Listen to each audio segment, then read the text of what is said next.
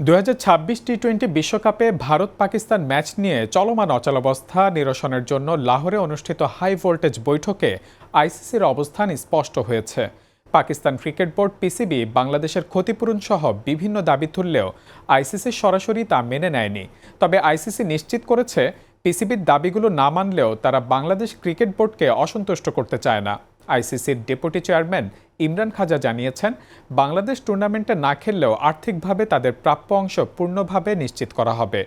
পিসিবির তোলা অন্য তিনটি দাবি ছিল ভারত-পাকিস্তান দ্বিপাক্ষিক সিরিজ পুনরায় শুরু করা, রেভিনিউ শেয়ারে পাকিস্তানের অংশ বৃদ্ধি এবং ভবিষ্যতে হ্যান্ডশেক বিতর্কের পুনরাবৃত্তি রোধ। আইসিসি এই বিষয়গুলোতে তাৎক্ষণিক পদক্ষেপ না নিলেও পিসিবিকে বোর্ড মিটিং বা আরবিট্রেশন কমিটিতে উত্থাপনের পরামর্শ দিয়েছে। তাই এখন পুরো বিষয়টি পাকিস্তানের প্রধানমন্ত্রী শাহবাজ শরীফের সিদ্ধান্তের উপর নির্ভর করছে। ধারণা করা হচ্ছে, বাংলাদেশের আর্থিক সুবিধা নিশ্চিত এবং বড় ধরনের নিষেধাজ্ঞার ঝুঁকি থাকায় পাকিস্তান চূড়ান্তভাবে তাদের অবস্থান থেকে সরে আসতে পারে।